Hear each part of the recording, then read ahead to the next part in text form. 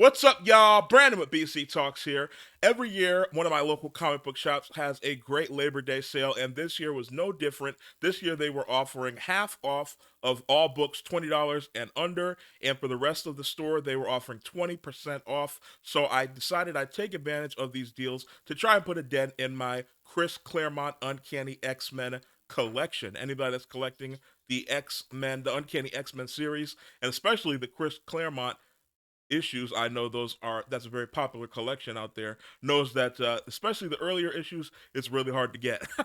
I'm a little bit more than halfway through my collection, but I decided that I'd take advantage of the half off to put a dent in some of those issues, as well as get a couple of issues that I had been looking to find at a better price. So I have my bag of books here. So let's go over everything that I got in today's video. Before we get started, make sure you like the video and subscribe to the channel for more comic book and pop culture talk. And make sure you give me a follow on Whatnot. I'm a verified seller on Whatnot. And if you use my link down in the description, you'll save $10 off your first purchase if it's your first time signing up. And if you're not familiar with Whatnot, it's basically an online auction platform where you can buy all sorts of collectibles. I use it for comic books, of course, but anything that you can collect, you can pretty much find on Whatnot. And like I said, if it's your first time signing up, you'll save $10 off your first purchase. So make sure you take advantage of that link down in the description to get some savings. All right, so I'll start off with the $20 books first, and then I will get into the Uncanny X-Men run filler, which most of it is. There's a couple of $20 books that are also for the Chris Claremont Uncanny X-Men run, but we'll get into that later. But also, I just wanted to mention I found the lights finally. I know I was talking about that in the last video that I couldn't find the lights. Well, I found them, but with the lights now, the video does look a lot better, but we're gonna get that glare on the comics. No, get those lights off! Off! I was testing it out earlier, and yeah, the glare is definitely back, but at least the video looks a lot better. So the first issue that I have here is one that I've been looking for a while. I've talked about this series on the channel a lot before at length, especially with the DCU announcements that James Gunn did a while back that I talked about on the channel. And I also talked about a couple issues from this series that I found in the dollar bins in that dollar bin haul from a couple of videos back. This is one I've been looking for a while, like I said. And I'll try to position it so that's in the middle of the lights. This is the Authority #1. And of course, this is the first appearance of the second engineer. It is also the first appearance of Joran Thorndike. I've never known how to pronounce that name. The new Doctor. It's also the first appearance of Gamora, a Dictator. Now, this series really rose to prominence, like I said earlier, after James Gunn announced that the Authority is going to have a prominent role in his first chapter. He's calling them, not phases. DC's calling them chapters because they're trying to differentiate themselves from Marvel. But the first chapter, the Gods and Monsters chapter of the new DC cinematic universe, and he announced that they're going to be doing an Authority movie, as well as the Engineer, who's one of the founding members of the Authority. She's the metallic one in the middle there on the cover. She is going to be appearing in the first DCU movie, the Superman movie that's coming out next year, and that she's going to be played by Maria Gabriela de Faria in that new Superman movie that's coming out next year. So I'm really excited for that. I'm really excited to see how he uses the Authority as kind of a foil to Superman and eventually, obviously, the Justice League in the DCU. But like I said before, I've talked about the Authority a lot on the channel before, so I'm not going to go into too much of a deep dive here. But I will say that while the Authority wasn't really the first series to do a sort of darker, more cynical take on superheroes, it definitely paved the way. And a lot of those Image Wildstorm books, the Wildstorm Image imprint that was started by Jim Lee, as well as several other notable comic artists who were kind of tired of working for the big two, DC and Marvel. They went to go start Image and Wildstorm, the Wildstorm universe, with obviously Wildcats, Stormwatch, which Wildstorm is Wildcats and Stormwatch put together. And then there was also like Battle Pope, Gen 13, and the Authority kind of uh, spun out of Stormwatch. A lot of those characters came over. And but the Authority really, it wasn't, like I said, it wasn't the first to do a cynical, darker take on superheroes, but in my opinion, it paved the way for stories like The Boys and Invincible that would come later and do sort of like a cynical, darker take on Superman and Batman and other popular heroes. So I always give it credit. It wasn't the first one, but in my opinion, it definitely was a trailblazer in that field. So this is one I've been looking for a while, especially after James Gunn did that announcement that they're gonna have a prominent role in the first chapter of the DCU. So and actually, Battle Pope is right there as well. I mentioned Battle Pope; he's right there in the trade dress up at the top. But yeah, this is one I've been looking for a while, so it was really cool to get it. It was originally priced for $20. You can see at the top, but of course it was half off, so I got it for 10, which is a great price. These they usually go, if you look, because of the announcement for the DCU. If you look online in eBay last sold or on a site like Cover Price, they go from anywhere from $35 to $50 for a raw copy. So to get it for $10, I thought was a really great deal. And this is another one I've been looking for a while. We're going to get into all the Uncanny X-Men now. This is an issue I've been looking for a while at a good price. It's not too expensive, but I like to get my Uncanny X-Men for a good price because they're more expensive anyway because the X-Men are one of the most popular characters in Marvel, and then on top of that, with the popularity of the X-Men, the '97 reboot that came out this year, the prices of everything just goes up. So I try to get my Uncanny X-Men at a good price, which is why I got a lot of Uncanny X-Men during the sale for half off. But this is what I've been looking for a while for a good price. I love this cover. It's one of my favorite in the Chris Claremont era. This is Uncanny X-Men 239, and this is the first cover and second total appearance of Mr. Sinister. Obviously, that's him on the cover there. And I'm trying to position this in between the lights. It's also the first cover appearance and the first mention of Madeline Pryor as the Goblin Queen. You see, she's down there next to Mr. Sinister. Now, unless you've been living under a rock, you should at least be familiar with these characters from their prominent feature in the recent X-Men '97 reboot, which is, of course, the reboot of the '90s X-Men animated series that came out earlier this year. We saw Mr. Sinister. He was one of the main villains in the first season. And of course, we got that awesome transformation scene with Madeline Pryor turning into the Goblin Queen. And of course, she was being mind controlled by Mr. Sinister. And Mr. Sinister had his hands all over the first season. He's a really great villain. I love this cover. Um, and I'm really looking forward to seeing him in live action at some point in the future. So again, this was a really great one to get for $10. Of course, it was originally 20. You can see the sticker on there. It usually goes for anywhere between $12 to $20. So $20 is a fair price for it. The condition was maybe a little bit better, the condition's still good.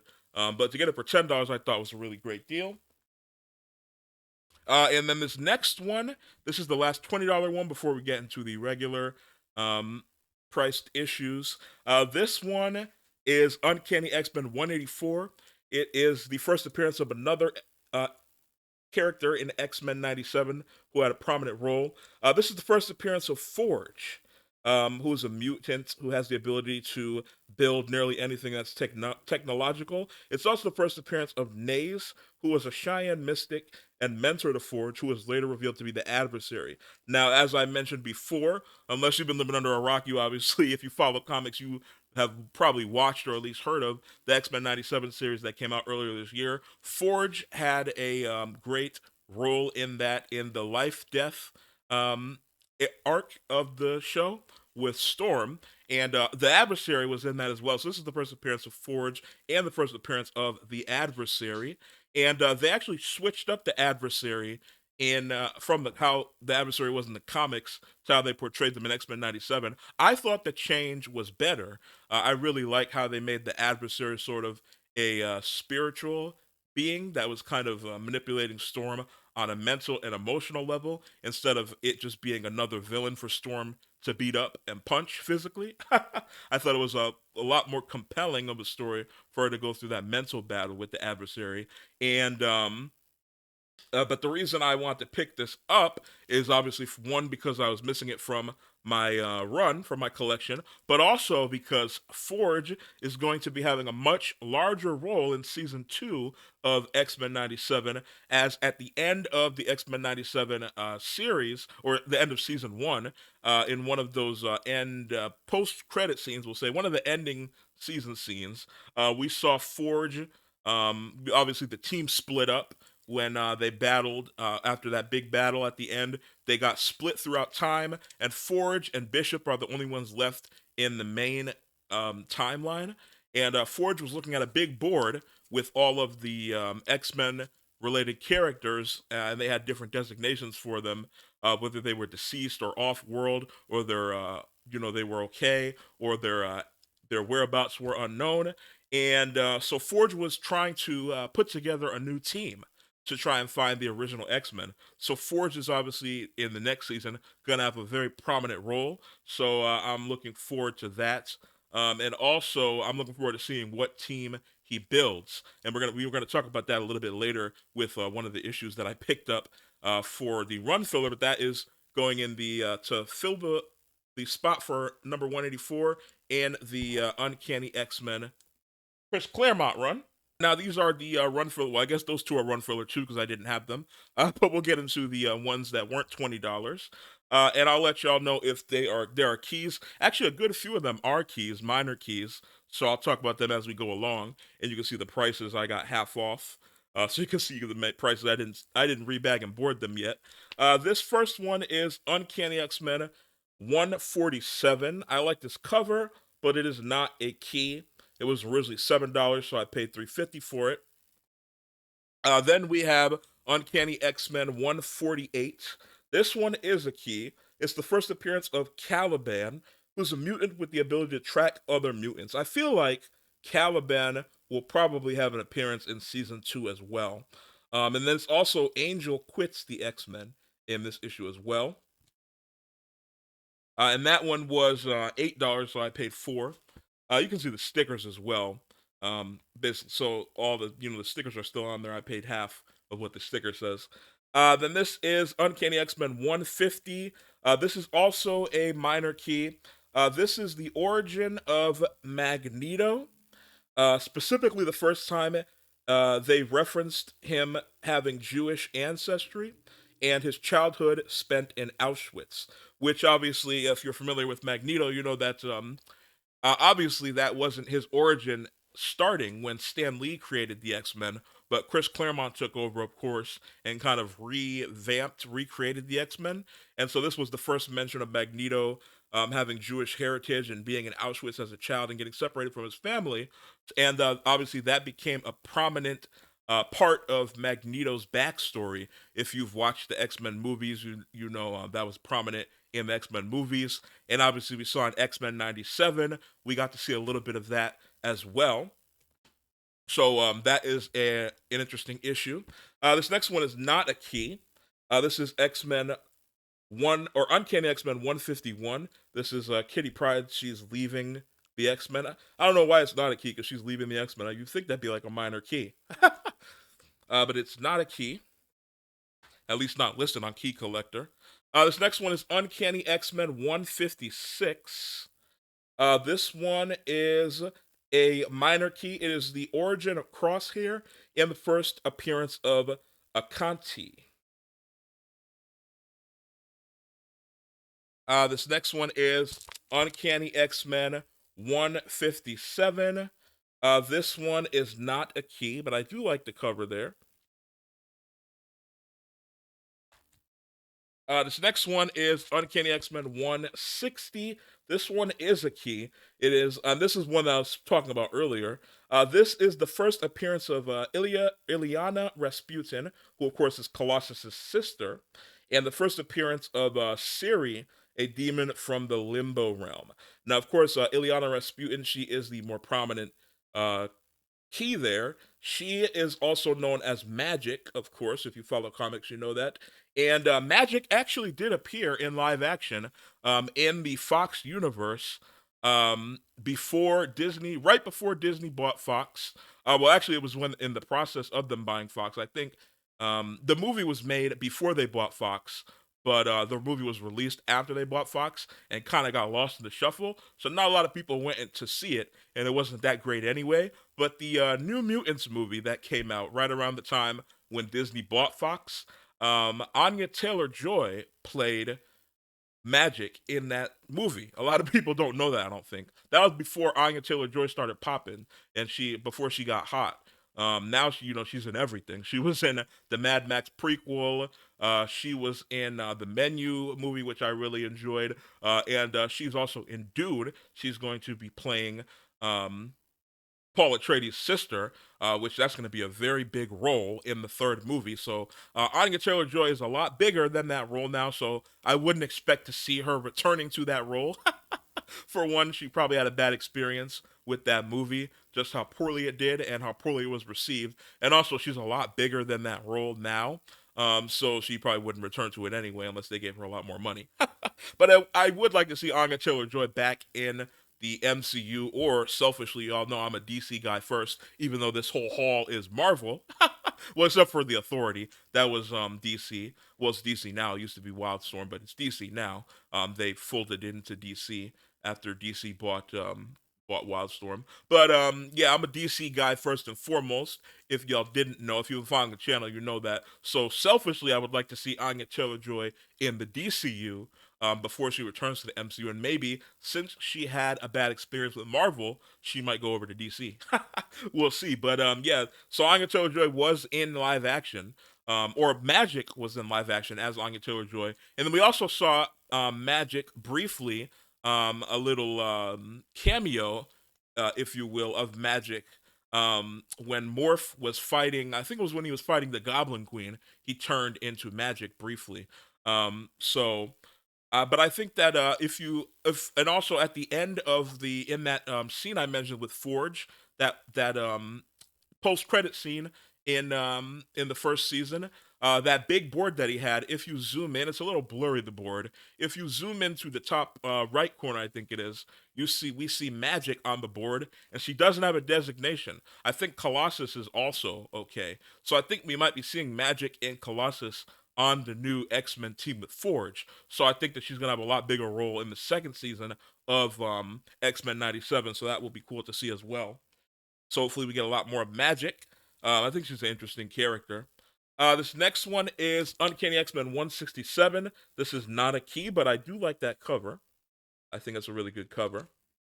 This next one is Uncanny X-Men 173, another good cover. And this one is a key. It's the origin of Silver Samurai and the debut of Storm's mohawk and new costume. Now, obviously, that was the look that they went for most of X-Men 97, until the end when she did her kind of anime transformation after she overcame the adversary. For most of X-Men 97, though, she had the mohawk and the white suit, this was the first time that she had that. So, and a lot of people like the mohawk. I like Storm's mohawk too, but they went back to that classic look after she overcame the adversary. This next one is Uncanny X-Men 181. This is another minor key. This is the first appearance of Amiko, who is the foster daughter of Wolverine. I also like this cover too. I feel like I've had that one on the channel before, but I went through my document of my Chris Claremont Uncanny X-Men run, and it said I didn't have it. So I guess when I get to my storage to put all these books in to the collection, I'll see if I have it already or not. I feel like I've seen that. Maybe I've just seen that cover a lot in bins, and I didn't like the price, so I never picked it up. But I've seen that cover a lot before. I feel like I already have that issue, but we'll find out. But speaking of already having the issue, I didn't notice this until I went to go take the notes for this video. I bought another copy of 184. Obviously, we talked about this before. This was the one that I bought that was $20 for $10. This one was $9, so I got it for $4.50. But now I have two copies. But like I said, I'm okay with that. Both of them are in pretty decent condition. I'm gonna hold on to the better condition one, and then I'll probably sell it when X-Men 97 season 2 comes out, because like I said, Forge is going to have a lot bigger role. He's going to be leading the new team of X-Men that go to rescue the old X-Men, based on what we've been given. So Forge is going to be hot in the streets. He's going to be popping. So he's going to be really popular. So I'll hold on to the better copy, which is the other one, and I'll keep this one for my collection. I'm not too bummed about getting two copies, but I didn't realize that until I got home and went to go take the notes for the video. I was like, oh, I already had this. I bought that one before. But this next one is Uncanny X-Men 242. You can see Storm's got the mohawk up there. This is not a key, but I like this cover as well. I say I like this cover for a lot of them. I do like the covers. A lot of these covers are really great. And then this last one is Uncanny X-Men 269, and it is not a key, but again, as all these are going to be filling in spots I did not have in my Chris Claremont run.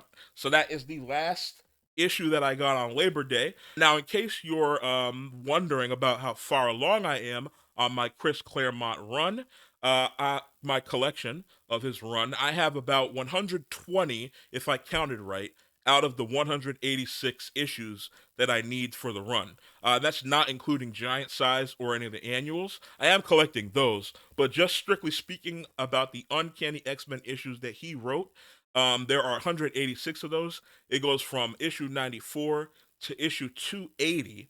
So there's 186 of them, and I have 120 of them. So we're getting there. I am what's that, 2/3 of the way, just about. So we're getting there. It's really the ones before 140 that are hard to get, and then the bigger keys like Gambit, the first appearance of Gambit, and a couple of the other bigger ones that I don't have, and then the early ones from 94 to 140. Those are the most of the ones I'm missing. I have most of the other ones from 140 on, other than those ones that you saw today, which are gonna fill in. But yeah, so Giant Size X-Men #1, that is a life goal. I'm hoping that one day I'll be out at a yard sale for some old lady in the middle of Missouri or somewhere that doesn't know anything about comics, and she'll have it in her box and sell it to me for $1.